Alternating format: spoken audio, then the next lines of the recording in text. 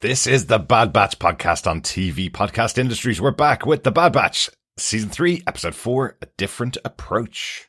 Suspicious that all the samples you've taken from Omega never yielded results. Yet one tested by Emery indicated a positive M-count transfer. False positives are to be expected. That result is nothing but an aberration, like the clone herself. We shall see. Once Omega's brought back, the tests of validity will be confirmed. Your future, however, is less certain.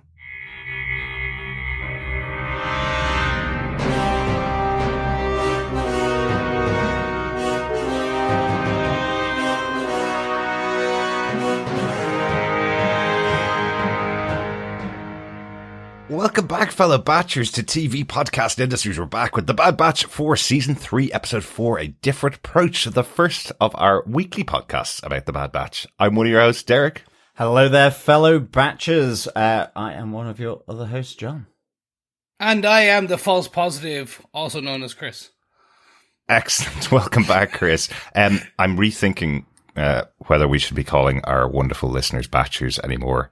I'm getting concerned because Batcher is becoming quite a central character in the show as this. We got there first. Well, it's true, but it is really nice of the writers of the show to choose to name a character on the show after what we call our wonderful listeners. But I'm just conscious that they keep referring to it as a hound or the beast, and we're calling our listeners Batchers. So hope none of our listeners take offense to that. We can call you troopers if you want to, but they also have a bad side to them. Yeah, but also don't forget, there's also the high possibility that Batcher will die. that's true, but that also would be another reason why we shouldn't be calling them Batchers. That is the in memoriam of this we're calling them to honor the Hound, much like the Hound of Baskervilles turned out to be a really smart, important person in Sherlock Holmes. Well, that's true, Chris. Absolutely. My view is, screw you, Lucasfilm. We were there first. Come at us with your lawyers. There you go. No, Not really. Please don't. Yeah, please don't. Please don't. I've heard those Disney lawyers are, they are the best people in the world. They love us. Yes, they do. I've also heard that they do really amazing things around here. There you go. Well, let's avoid that topic for the moment and move on to our podcast about this episode of The Bad Batch. If you haven't subscribed to the podcast, please make sure you pop on over to our website at tvpodcastindustries.com and subscribe to the podcast over there. You can also join us over in our Facebook group at facebook.com/groups/tvpodcastindustries, and we'd love to hear your thoughts about the Bad Batch. You can email us to feedback@tvpodcastindustries.com with your thoughts about any of the episodes that we've covered. But also over on our website right now, you should also find our first couple of episodes of the Shogun podcast that myself and John are doing for our 10th anniversary of TV Podcast Industries. Indeed. Are you a fellow warrior coming to join us in 16th century Japan? Come on, it is epic. It's very epic. And very adult. And very adult. Yes. Lots of great warring factions and some interesting Game of Thrones style storytelling over there too. Yes, lots of warring factions and very Games of Thrones, as you like to point out. But I think probably 16th century Japan was before Game of Thrones. Yes, Westeros. it was. Yes. And it's actually real. So, that's kind of the chump part of it. Based on actual events. Yeah. Yeah. Yes. Well, the last time I saw a flying dragon with a woman with silver hair on their back. Yeah. It's been a while, I'd say. Yeah, it has actually. Yeah, but I do feel that George R. R. Martin took a lot of inspiration for Game of Thrones from James Clavell's 1975 novel Shogun. So I do think there is inspiration taken. And I'm not saying there's not. Absolutely. So if you liked that, you may want to join us for Shogun, was my point. Anyway, we're not here to talk about Shogun. We're here to talk about the Bad Batch. We're on to episode 4 of season 3. The executive producers for this show, of course, are Dave Filoni and Jennifer Corbett. This episode was written by Ezra Nachman, who wrote season 2, episode 7 of the Bad Batch, the one where Senator Chuchi tries to negotiate clone rights. Do you remember that one? The one big one. Not the Chooch. Yeah, it was really cool. Great to have Senator Chuchi over here from the Clone Wars. So hopefully we'll see her back this season. Hopefully, yeah. Good old Chuchi. And the episode is directed by Saul Ruiz, and of course, the story editor for the show is Matt Miknovitz. John, do you want to tell us what they gave us with your synopsis for The Bad Batch Season 3, Episode 4, A Different Approach? Sure. Following their escape from Mount Tantis, Omega, Crosser, and Batcher crash land on the planet Lau. With Omega unable to contact Hunter and Wrecker, another plan is required to get off the planet, as Crosser brings them to the nearest spaceport. With Lau under the control of the Empire, Omega and Crosser must keep a low profile. Omega takes a risk proposing to ask the official to take a bribe so they can get tickets. But to raise the money to get off-world, Omega gambles in the local card game. But when she plays and wins against the local Imperial officer, Captain Man, she has some of her winnings stripped from her in the form of a fine for gambling. Leaving the bar, the captain also captures their new pet, Batcher, to draw Crosser and Omega to a trap at the cargo port. He reveals he knows exactly who they are and that Dr. Hemlock will arrive soon. Omega allows Crosser to use an alternative approach, using his shooting skills to prevent capture, while Omega releases all the creatures to rescue Batcher. Stealing a cargo ship, they make their escape before the arrival of Hemlock, as Captain Man is trapped in a cage with a very large creature. Omega takes the ship to a remote location, and finally, after many, many months, she is reunited with Hunter and Wrecker. Aww. That's so emotional. It really was. It was great. It actually was. That was the worst part. It was. It really was. I was expecting something to go really, like when you see Wrecker just staring, and then you see Hunter staring, and then you see Wrecker's face twisting into anger. You're like, oh, it's going to pop off. Oh, it's about to pop. No, it didn't. Oh. I haven't cried so much after an animation since Watership Down. Now, admittedly, that was in absolute terror at rabbits being evil, but nonetheless, boo-hoo. Yeah. I was kind of liking the arc of this from going from episode 1, where we had the absolute desperate episode, desperation of Omega and Crosshair, where you were in kind of tears of depression by the end of the episode, and then just the tears of joy coming in this 4th episode as everybody gets reunited. And yeah, I absolutely loved that scene where we have Wrecker on one side, Omega on the other, and they're running towards each other for their big brother and sister hug. I thought that was really cute and really well done. Absolutely. Yeah. No, it was really warm and fuzzy and lovely. It really was. I mean, it was also tempered nicely with Crosser as well, coming down from their shuttle that they had stolen, the cargo ship, and seeing Hunter, it's kind of like, that was very westerny, sort of. Certainly was. Okay, are we going to have guns at dawn, or are we going to have, good old bro show off of guns maybe at dawn? Maybe. But let's get into our blaster points for the episode. I think we've probably already talked about one of the blaster points, but anyway, we will move into our blaster point number 1. So let's talk about Lau. Let's talk about the game of chance on Lau. So after escaping from the big firefight from Wayland, Omega and Crosshair are in hyperspace, but the ship has been damaged, and they have to find some point to crash land. I do love the 2 different approaches here. We have Crosshair running around the ship trying to fix all the damage that's been done by the big space battle, and Omega is just purely trying to get the comm system to work so that she can contact Hunter and Wrecker. She's kind of going, who cares if the ship explodes? As long as I can get in contact with them, maybe we can get taken off the ship before it explodes. Well, I mean, to be honest, I'm not surprised the comms didn't work. I'm more surprised that they survived the crash landing. I do kind of like the fact that they have made crash landing from space safe. A survival a survival moment, exactly. Not necessarily safe, but I mean, there are some serious airbags going on in these Imperial cargo ships for them to survive that. But yeah, I get it. I'm being facetious. But also, as we pan across Lau, you just see how spiky all the rocks were. They're very lucky to find a soft landing spot there as well. It was just, as it went behind them, I was like, oh, thank goodness for that. I just thought they were going to crash land into the jagged rocks. Exactly. But yeah, I mean, they don't build them like they used to in Under the Empire. Yeah, in a long time ago in a galaxy far, far away. Yes. Yeah. This was fun. Look, it is very much like an old school space battle. Mm-hmm. I would have been slapping Omega up in the upside of the head, if I was Crosshair, and kind of like, no, we're about to blow up. Please stop working on the comms. Can you just help at all? The crash was funny.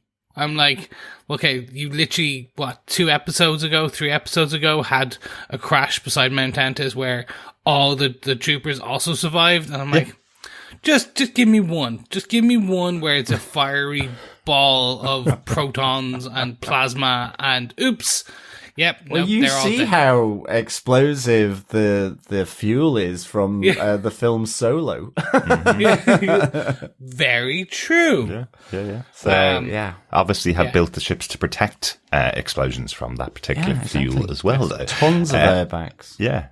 But yeah, I suppose I know this is getting into the depressing season 3, the final season of the Bad Batch, but can you imagine if the show killed off 2 of their major characters in a crash in the opening minutes of their escape from Wayland? Just be, pretty bad. Can you just imagine? Because it would be just like da da da da da da da. It's over. Yeah, I don't think they play that music, even if they are now owned by Disney, Chris. I don't think they'd go into a full comedy moment, because it wouldn't be a big comedy moment. But one of the important things that does come out from the crash, we hear it from Omega saying not only has she been unable to contact Hunter and Wrecker here, the information that they have on the position of Mount Tantus and the position of Wayland is only retrievable from the system that they have aboard, and they've just crashed, and it's no longer working. So they have now lost the position of Tantus. Yeah, absolutely. Sure really important point that came out from that for sure. Also, and it is an Imperial shuttle. Sorry, I said it was a cargo ship. That's later in the episode. Yes, that's right. But yeah, I mean, certainly, it's the same type of shuttle that survived the crash on Wayland. No, exactly. So. Yeah, so they're well built, those Imperial shuttles. But I mean, it is an important point because that would have been pretty useful if they'd managed to get away. But instead, that could deliver some hope to the rebellion. Well, that is true.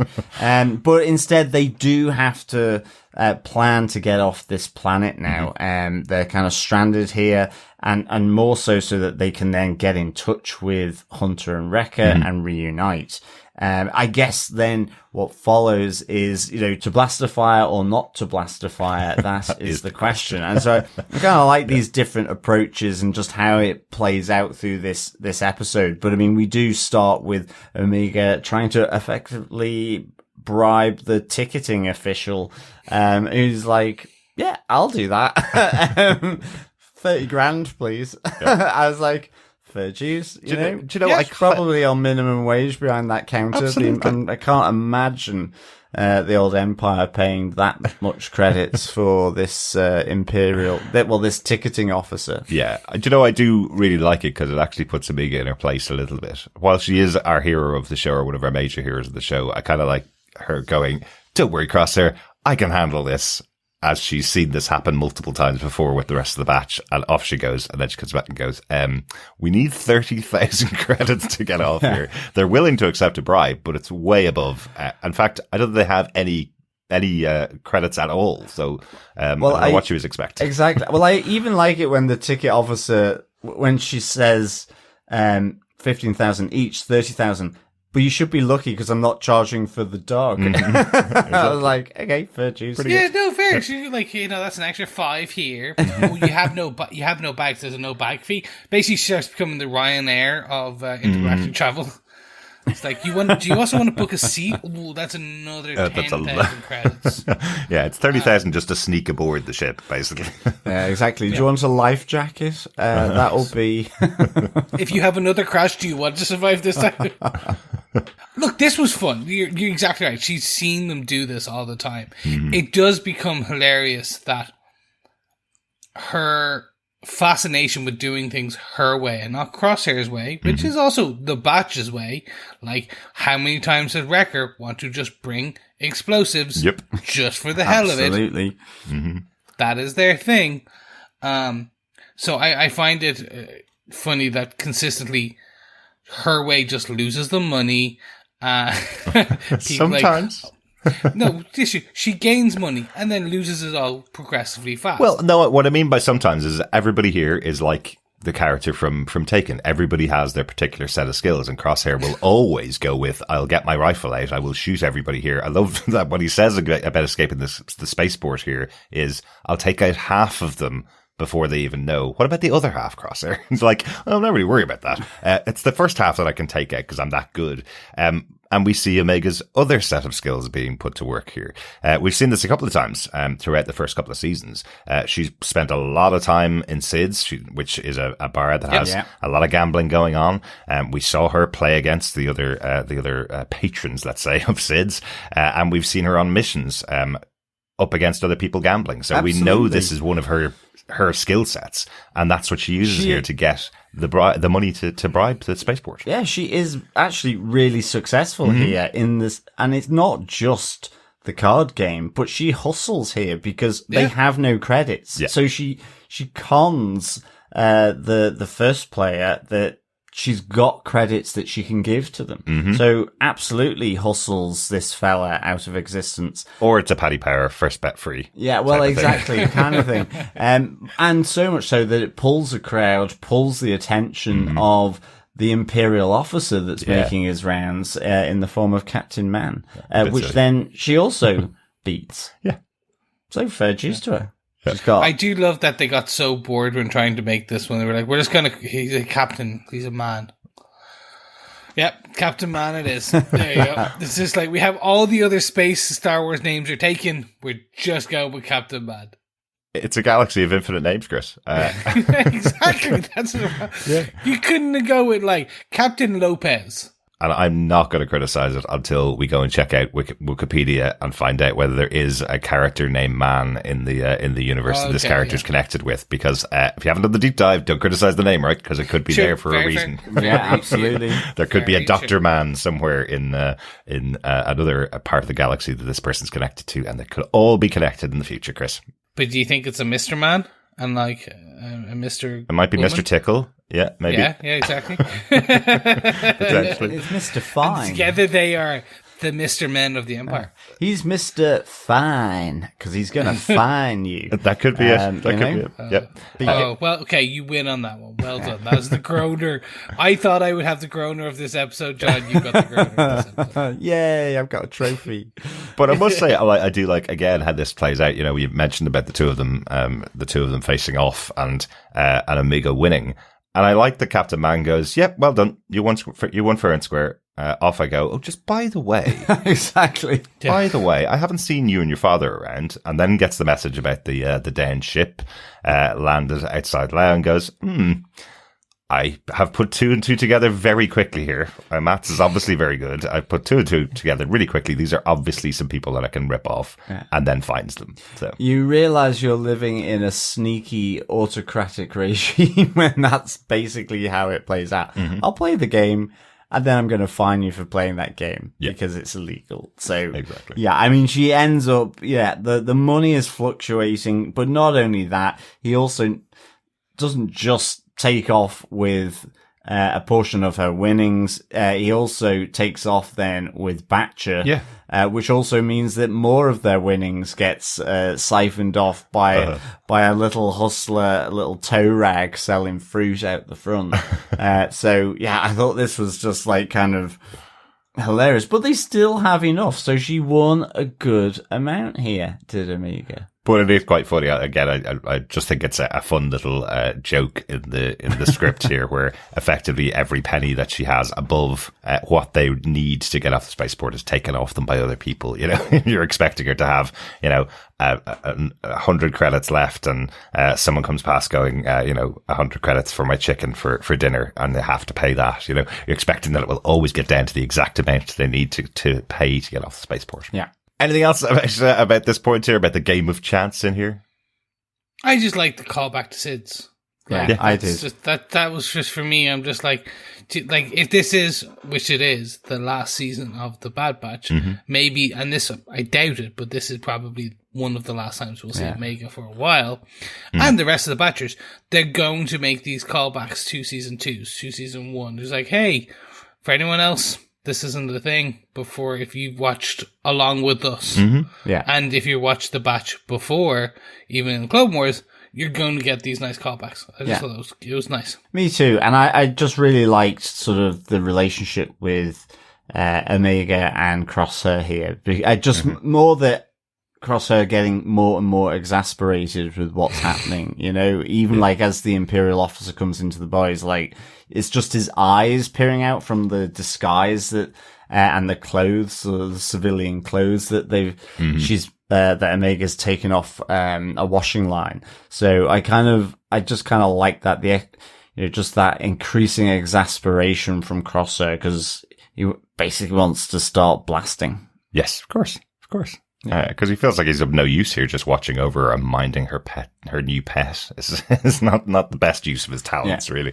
One of the quick thing that was an nod to Sid in there, the first card player that Omega beat is a Trandoshan as well. I couldn't see his name in the credits. I think he's written as Excited Patron, and that's it. It doesn't even give his species, but yeah, I think he's a Trandoshan just like Sid. So this must be their game as a race. So that's why Omega knows it so well. There you go. Right, let's go on to Blaster Point number 2. You mentioned a little bit of this already, John. The Batcher has been kidnapped, their brand new pet. And as Omega and Crosshair come out of the bar to go and find him, there's a question over which way they're going to go. They have enough money to get them off planet. This is a brand new species that they've picked up on the planet of Wayland and taken with them. And there's a question as to whether Omega and Crosshair are going to leave and go to the spaceport or go and pick up Batcher. And Omega effectively throws the money to Crosshair and runs off after Batcher, as Crosshair has to make a decision as to effectively rejoin the Batch, I guess. I enjoyed this. This is like, it is showing somewhat the conflict on Crosshair, where like you can see the rounds multiple times from him, like, but he still continues and tags along. Yeah, while he is her brother, he does have that older brother thing, even though he's not an older brother. But he does have that thing of going, oh God, not again! I have to be the one to take care of her. He never really was the one that was very openly friendly to Omega, and that hasn't changed over the course of these years that they've spent around each other. No, absolutely. I mean, I think as well, it's also, you know, he keeps saying, you know, don't push it. You know, you're pushing your luck if you want to go after Batcher.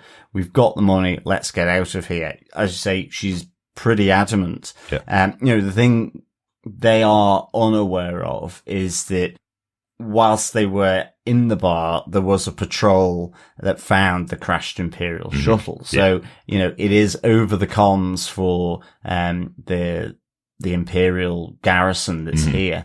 I love the fact again that he just kind of under his breath, he's kind of looking at Omega going, you know, my skills are being wasted here. Absolutely. And it's just, again, it's just really good. But ultimately, even though she goes off to rescue Batcher on her own, he does follow along in the end and help her. Of course. And again, even as they jump the fence, it is still sort of tiptoeing around. There's not the going in all guns blazing, you know? So it's just a nice little dynamic between the two. And I think, you know, it has the potential, you know, to deepen this relationship, which whilst Crosshair doesn't have, maybe, or at least not outwardly, I reckon he will soften to it. Yeah, I think he already has. Yeah, I think he has as well. And I think that was the moment, really, that choice that he makes to not go off to the spaceport. He could have. He's been on his own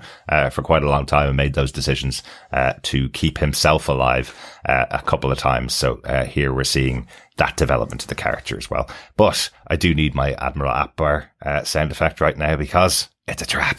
It certainly is. It's a trap, of course. I really liked this battle in here. Once Crosshair has been unleashed to use his particular set of skills against the Imperials, as they find out that not only do they know who the two of them are, but Dr. Hemlock's on his way, and Captain Man wants his money back before he hands them over. Absolutely. And so, as Omega, in a roundabout way, said, over to you, Crosshair, as, we'll try it your way. Good old shootout here at the spaceports, at the kind of cargo depot. I like the fact that, ultimately, as they do escape on the cargo ship with Batcher, that they do free, we do have, Captain Man getting his comeuppance, with some tentacle thing that doesn't reside in the sea. But also, what is that tentacle monster? Because we're getting a lot of tentacles at the moment. I'm like, when did a galaxy far, far away get so tentacly? Like in Star Wars: A New Hope, in the trash compactor, which is the first tentacled creature that we saw in the universe, right? Yes, no, it was 35 minutes into the first movie. Yes, but it got way more tentacly in this season. People like tentacles. Yeah, tentacles are creepy. Yeah, especially when they can reach out from the darkness and drag somebody into the box with them. Yeah, exactly. But did you see the other nod to the other massive movie, the 5th biggest movie of all time, Jurassic Park, was referenced in the opening scene as the camera comes in, or as the animation comes into the cargo place. We do see a massive beast inside the box, the one that we see at the end, and we see the guys coming up and jabbing it and poking it through the holes, just like in the opening scene of Jurassic Park. Very cool. So you knew that was going to happen. You knew, well, I did anyway, that the beast was going to get out somehow and take out some of the people around it. So, never keep evil beasties should have awake. ran into a cubicle or a toilet and then the monster. And then take it out. Yeah, that would have been good. Yeah, that would have been good. I do love the fact that as the cargo ship takes off and the engines roar into life, that one of the stormtroopers up on kind of a lookout position where he's been firing down at Crosshair, basically just very comically gets blasted, literally from the force of the engines powering up right off there, and presumably gets killed as well. It was very good. Like never has death been so funny. Oh yes, really enjoyed that. The final thing, I guess, that happens on Lau is that Dr. Hemlock does arrive on Lau right at the end, sees the crash ship, confirms 100% for definite this isn't just two random people that arrived on Lau. It is definitely Omega and Crosshair, and I guess an APB being put out now across the galaxy for absolutely. them from this location.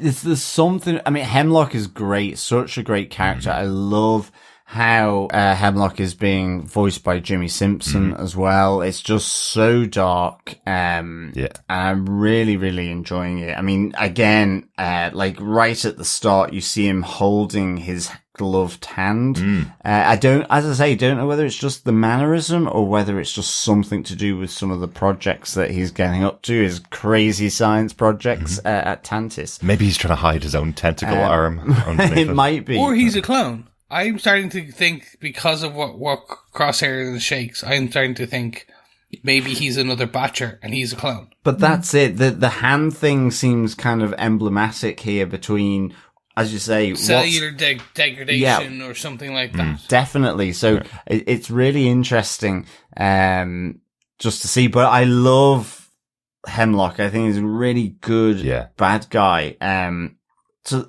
the same point where I want to... I loved his line. I just loved the delivery. Really simple. Track the ship and inform our operatives. It's just like, oh wow! If only I could say that in work, that'd be great. Track the bicycle and inform our operatives. Yeah. Yes, it's extremely cool. I just really, really, really, really hope we get it. They don't kill Hemlock at the end of this season, because I would love to see him. Yeah. In a future live action piece. Yeah, me too. He's such a darker character. So you could see him in... You could see him in Ahsoka with Grand Admiral Thrawn, because he's kind of, that kind of machinations. Yeah, that, really highly confidential project, which Thrawn is going to be doing. And you could see how that could really work. That'd be quite cool. Yeah. And you see, like, and we know cloning continues on into the sequels. So exactly, like, again, love to see like just a slightly older, played by the real life actor. You age him slightly, and boom, you got a good. Again, hopefully, maybe they kill him off in the next episode. maybe. But I don't think so. I do really like the idea, and I think he could work quite well in Andor as well, since that's set around this time, and he's doing the cloning, and it's something that we suspect will be brought into Andor a bit more in the second season. So you never know. Could be kind of cool to see him in there. Yeah, definitely. And hey, we love Chibi Simpson. So from Westworld to Always Sunny in Philadelphia, let's see him in live action Star Wars. That'd be cool. He could do the creepy. Very much so. But definitely. Speaking of creepy and speaking of the character, the one other moment that we should mention is Dr. Hemlock with Nala Se, as she's effectively getting punished or about to be called out, I guess, for Omega's escape. Again, more mathematics going on here. He puts 2 and 2 quite quickly together. As soon as Nala Se is not doing the checking on the blood. Oh, shock horror. Omega's a perfect match here, and hasn't been a perfect match for 5 or 6 months. I wonder why that could be. I have to say, I know Nala Se's excuse didn't cut through to Hemlock, given that he's a crazy scientist. But the scientist nerd in me just geeked out that her cover was, you can always have false positives. I like it. Because she's absolutely right. Exactly. That's what I was like. Nala Se. Yeah, but you would as Hemlock go, oh wait, maybe she's... Yeah, exactly, but you could imagine him storming off and going, oh, she could be right. What if we get her back and we can't verify this result? Exactly. Yes. What if we spend all this, like, all of our chips with the Emperor to find this one child? And yeah, exactly. Nope. So I thought that was really clever of Nala Se. I just liked that sort of nerdy moment. And I think it does keep her alive, right? That'll keep her alive at least until they find Omega. Right? Definitely. So, yeah. Good stuff. Good stuff. Let's go on to our final blaster point for the episode. And as I said, we kind of already mentioned this. Reunited, and it feels so good. Our final moment where we have the Bad Batch being reunited. Yeah. Instantly, this is what Omega does as they leave the planet Lau. She calls out and just says to Crosshair, I've given them a location. They're going to meet us there. I don't know why. I like the choice that Hunter and Wrecker are already on the planet waiting for them when Omega and Crosshair arrive. It's like as if the second they have the information, the second they're ready, that's exactly where Hunter and Wrecker are going to be, because they've also spent the last 5, 6, 7 months trying to find her all across the galaxy. But and Hunter calls that out, and Wrecker calls it out. We've gone around the galaxy 4 times trying to find you. 5. Is what Hunter says. Yeah, Hunter says it's been 5, and you're the one that made it to us. Exactly. No, that was just so good. It just felt really, really cool, and it was just played out so well. Virtues to D. Bradley Baker as well, in terms of doing all those voices. It was just really, really good. I think it's made even better by the fact that it's tempered, because it is such a gushy, great moment. This kind of fatherly moment.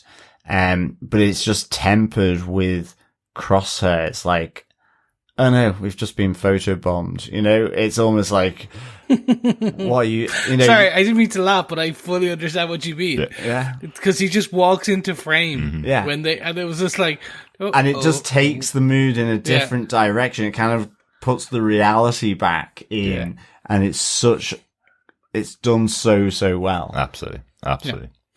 For me, it was the tension.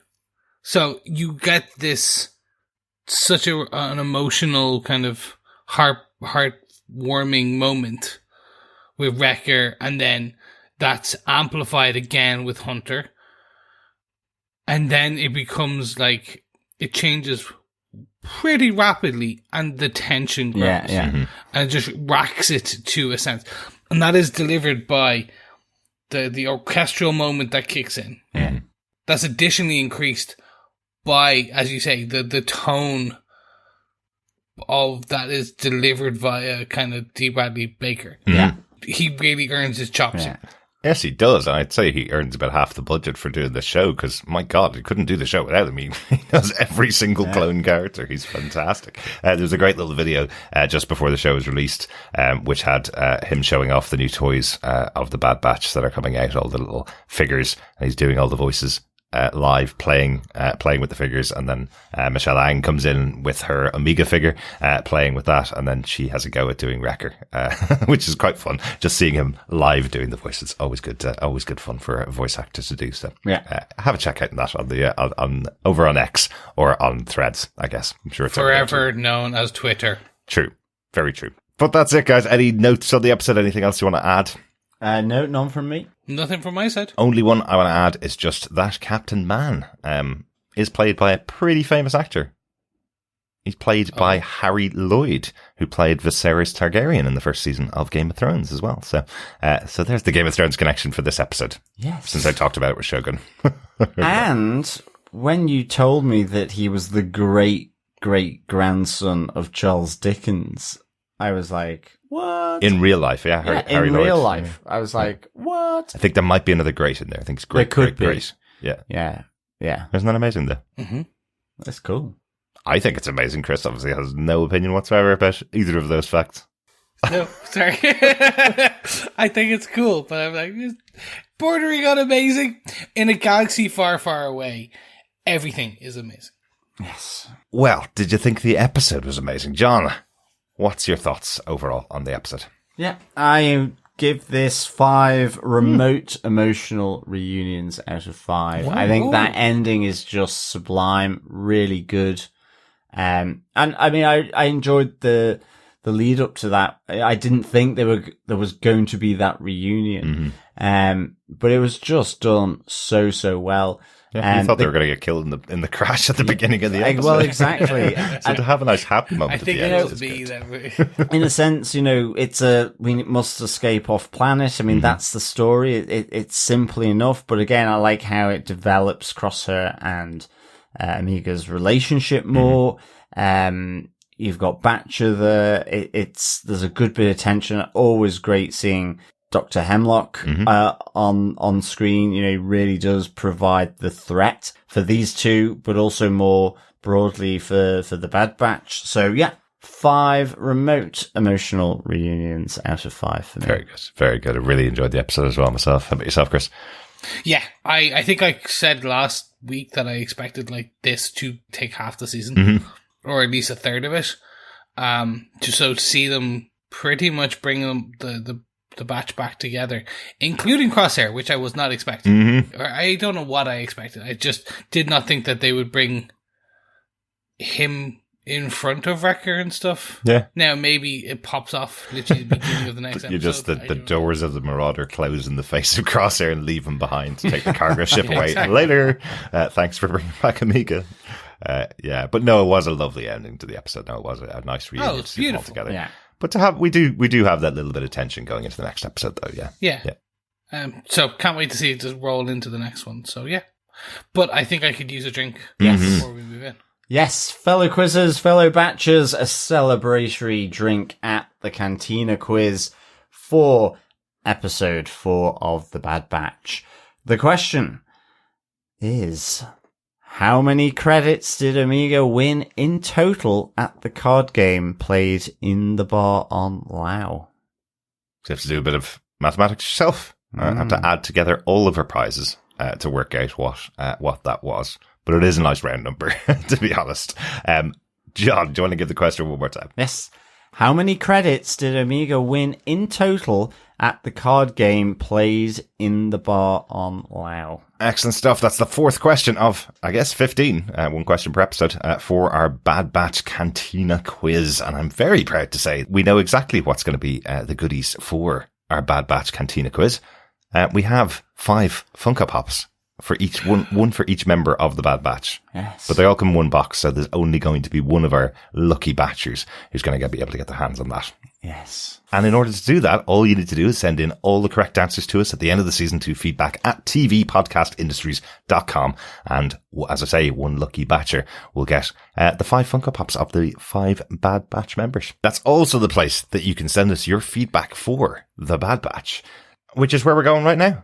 Feedback on the first 3 episodes from our wonderful fellow batchers. First up, Lindsay Lois says, this show means so much to me. I'm so excited and terrified for this season, but I'm so happy with what we've gotten so far. My favourite has to be the moments between Crosshair and Omega. I have looked forward to those two most after last season's dark ending, and I quite enjoyed seeing Wrecker and Hunter grapple with so many of their team absent, and also doing their best to locate Omega.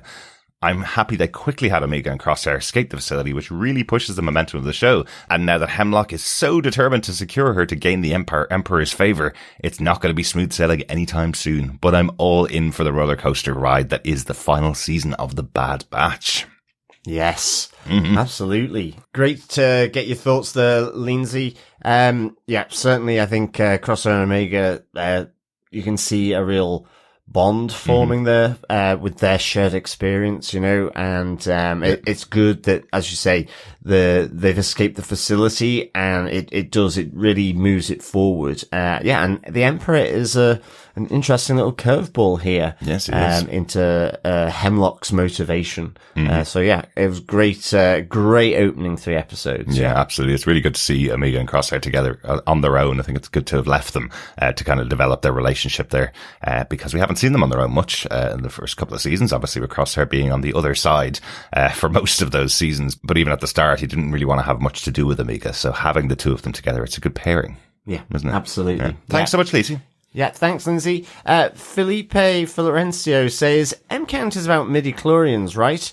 They can say it. I've already accepted that George Lucas did this to us. And Project Necromancer.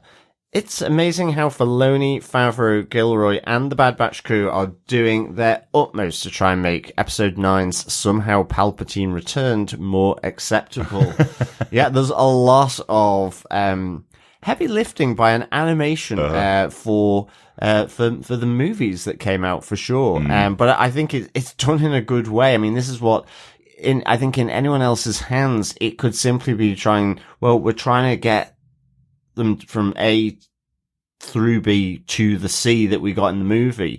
And yes, they are still doing that, but it is around a really good tale by Filoni. So at least, it's in his hands, as well as Favreau and Gilroy as well. So, this is, I guess, to explain how Palpatine returned. Somehow returned. Yes. Absolutely. Necromancer kind of sounds like it, doesn't it, really? Just a bit. Yeah, it's definitely, this is what they're aiming towards. But it makes a lot of sense with the Bad Batch. The Clone Wars was really done as a cartoon to bridge that gap between the terrible Attack of the Clones movie and Revenge of the Sith. And they accomplished that so well. The Clone Wars is far better than both of those movies, but filled in so many details and made some really interesting characters out of the ones that were in both of those movies. So here we are with the Bad Batch, obviously the continuation of the Clone Wars story now after the Clone Wars, filling in some other gaps that we've got here to how Palpatine returns. So when it gets to that point in the movies, later after watching all of these shows, you'll be looking at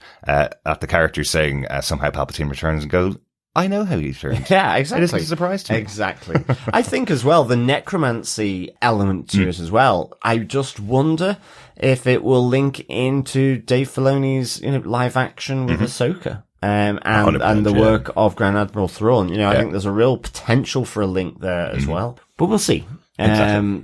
That's much more speculation, I think, than the more obvious route through to the return of Palpatine in Episode 9. I can see it. It'll be fun if we have grown-up live-action Omega meeting up with Ahsoka in the second season of that show, or meeting up with Ezra Bridger in the second season of that show. Yeah, that's true. She's still the potential link they need to find to complete Project Necromancer or something like that. Yeah, that'd absolutely be quite interesting. Great stuff. Thanks, Philippe. Yeah, thanks, Philippe. We also had some feedback in from Alex Baelish, who said, damn you, Filoni. I love how all the puzzle pieces are coming together with all the shows. This story is so dark and creepy. Those trees are crazy. What else can the Empire Hemlock think of next? He is such a great bad guy. I think even the Emperor knows he's crazy because he doesn't jump to promote him. It's so heartbreaking to see the clones get old and treated like obsolete technology. On a positive note, I'm so glad they found the 3 young clones. They can maybe bring some hope back into the show. At least I hope so. Excellent stuff. Thanks, Alex. Yeah, absolutely. I mean, I certainly want to see them on Pabu, and maybe even joining in to help, Clone Force 99 here. Yeah. So that would be really cool. It would. I do think there's still room for them in the remainder of the series. Yeah, I do see that, but I do like that Hunter kind of said, don't worry, you have time to decide, come to our lovely island paradise and just take your time, chill out, no need to join the battle immediately. I really like that. I will also say I don't think Pabu's going to be the safest of havens for very long. I have a feeling we're going to see a big battle on Pabu in the future. I think so too. So it might not be the safest place. It's nice to have a bit of hope in the show, especially after that first episode. But we can start to hope that our team are getting back together and having more adventures together as they're trying to restore hope to the galaxy. Absolutely, and I'm totally with you, Alex. The Hemlock is such a great villain here. Mm-hmm. He really is. It's just so sinister, like the Emperor himself. Maybe the Emperor sees a little bit too much of that Machiavellian streak. From himself in Hemlock. Yeah, he definitely sees that wanting to climb the ladder kind of part of him, where he's going, I want to be the leader of the future, and the Emperor's going, right, just focus on your work right now, focus on the job you have for me, and then maybe we'll talk about that promotion you're looking for. Yeah. Exactly. Good stuff. Thanks, Alex. Russell Hooper says, great episodes. Hunter and Wrecker only in one? Crazy. Okay, so we're getting a new animated show starring grown-up Omega and the three boys fighting the Empire during original trilogy time, right? If Omega has midichlorians, is she Force sensitive? I think yes. I can't wait for the reunion, and I'm so glad Omega saved her pet. I don't know what it is, nor did I catch its name. How many episodes is this season? Fellas, I am so glad animated Star Wars is back. Great stuff. Thanks so much, Russell. So Omega's pet is called Batcher. He is. And is a lurker hound from, I guess, the planet of Wayland, where Mount Tantus is. That's right. And is she Force sensitive? I think we've always speculated about that. Certainly Chris has. Yeah. I'm still not sold. I still think that those kind of dropped lines in Ahsoka about everybody has the potential to be able to use the Force. I think that's all still there. It's just an interesting story here that she has this ability with her M count. Yeah. My feeling is that she would be a repository for the Emperor should he need a new body, which is what his plan is, and that's very rare to be able to put his consciousness into a body that'd be able to take his Force powers. We know he's still looking for that when we get up to Grogu and the Mandalorian. Yeah. So that's an actual Jedi. Here it would be interesting as Omega's a clone, that a clone would be able to be Force sensitive and would be able to use Force powers. But I think part of that, my connection, I think, is with Ahsoka and them saying that Sabine is able to have some very, very small Force powers there. Yeah. Yeah, absolutely. And I think, though, in this instance, it is about the compatibility with whatever the blood that is being fed into the various samples. In this case, it is high enough to take that blood, which I'm guessing is the Emperor's to some degree. But we haven't seen what's in those tubes down in the big vaulted, secure, protected kind of vault in Mount Tantus that we've seen Hemlock and Nala Se go in, and also Hemlock and the Emperor. Yeah. We don't know what it is and who it is that they're looking at. Could be Snoke. It could be. Or it could be the initial versions of the Emperor's clones. That could be what's down there. But I guess we'll get that revealed later on in the season. As for your other questions there, 15 episodes this season. There's a couple of double weeks coming up on the show where they're releasing 2 episodes at a time. And then it finishes with episode 15 later on in April. So looking forward to that. And one other thing that I wanted to mention, I was listening to another podcast this week. As most of our long-term listeners know, when a show comes out, I always listen to other podcasts covering the show just to get their kind of ideas as well, and not to steal them, so I'll give them credit. I was listening to Rebel Cells, who are a podcast specifically dedicated to Star Wars animation, and one of the things they were saying was, of course, the Clone Wars as a series finished because the Clone Wars ended. You couldn't use that name anymore, otherwise you'd be just telling more and more stories within that war, whereas they now have a new name for the show, which is The Bad Batch, focusing on these characters here, and that Bad Batch arc of stories finishes at the end of season 3. But this is an animation studio that has all of those assets available from all the Clone Wars and all these episodes of the Bad Batch. So it's entirely possible that we'll get some announcement towards the end of season 3 of what the next story is going to be. But you can't announce it if you're going to follow up the Bad Batch with some other new story. You're not going to announce it yet because that will spoil it, right? So, so we may see an announcement towards the end of 2024 or towards the end of the season of what's coming next from the animation studio. Yeah, so, absolutely. Let's hope. So it may be future Omega and the 3 boys running around during the times of the original trilogy. Yeah, let's hope. Fingers crossed, eh? Yeah. Good stuff. Thanks, Russell.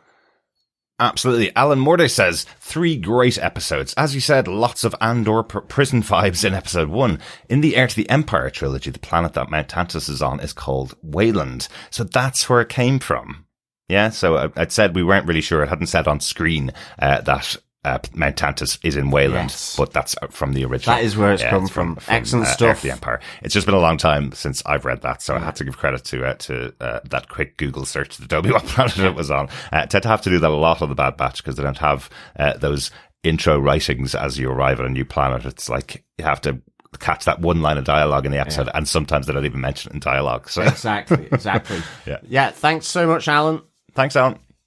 Dr. Bob Phillips also has some thoughts on each of the episodes.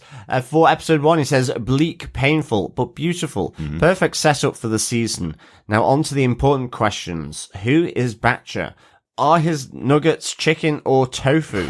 And why haven't the Empire developed better gaskets to stop drippy plumbing? On episode 2, a well-paced introduction of this pair, the ultimate action dad and his simpler brother, rescuing lost boys, stirring up internecine conflict, and running down corridors. Really like the manifold monstrosity of the Slithervines in all their serpentine facehugger and kraken forms. Do you think there's a missing scene somewhere where Hunter has a significant conversation about exactly how the cadets just happened to be in the ship at the right time? And while I was watching the episode end on Omega's doll, I was struck by how it might feel very different with a creepy track instead of the sweetly reminiscent tune. For episode 3, if you release a kindly lurker into Forest in Act 1, you need to use them by Act 3, or why was it there in the first place? Anton Chekhov, 1889. We're all set up now, let the final battles begin. P.S. Thinking about the end of the 3rd episode and the challenges of keeping pets inside before headed to the vets, I had a terrible wondering about if a lurker could use a kitty box and if there was one on the Stormtrooper's stolen shuttle. Well, certainly yes. These pets do seem to take quite well to interplanetary travel. So maybe they're just better behaved, really, than any pets that we have currently. Better domesticated. Or maybe it is the chicken or tofu nuggets that keeping it sort of subdued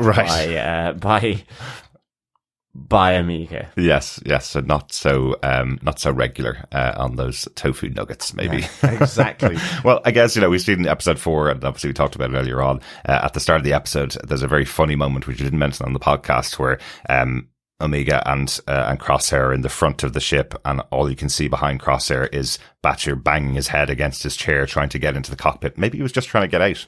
Absolutely. So luckily they just went through hyperspace and landed on the first planet they came to, right? So he wasn't on there for very long, thankfully. Absolutely. I do like the idea that, yes, Hunter somewhere must have had a conversation about why the other 2 cadets were there and in the right place at the right time. Hang on a second. You seem to come quite quickly. Yeah. Were you going to leave us, take off without us?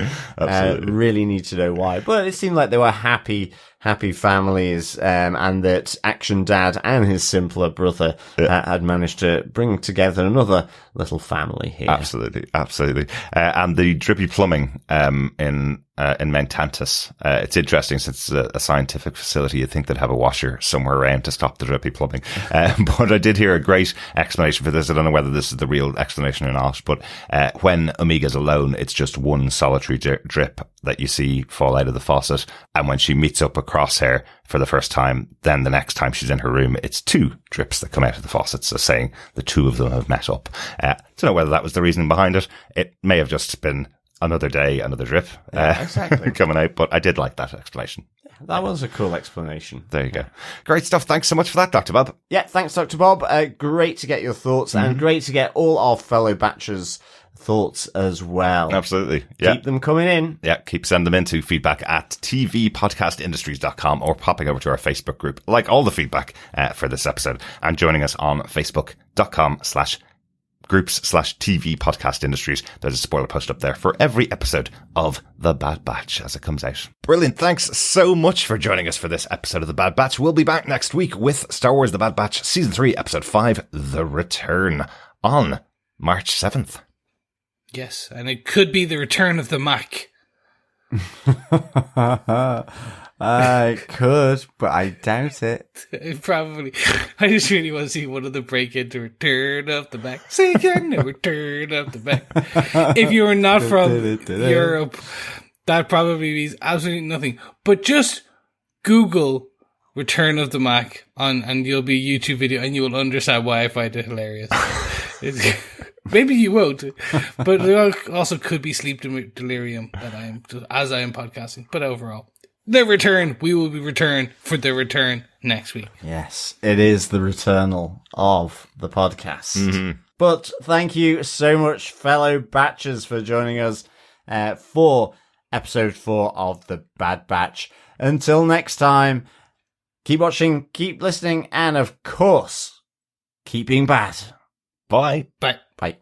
Return of the Batch. Say again, Return of the Batch.